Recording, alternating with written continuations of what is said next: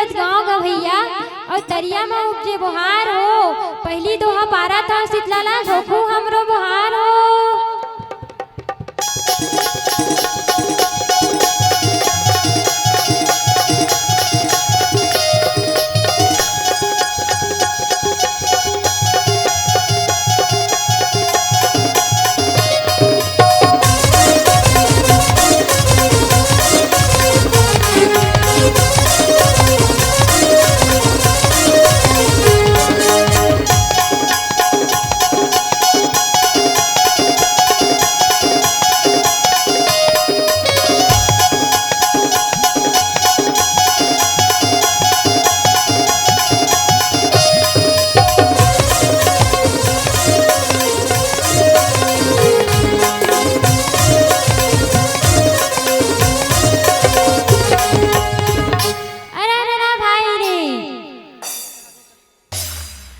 पुले रमाज हम संगी और मुनगा पुले सफेद हो।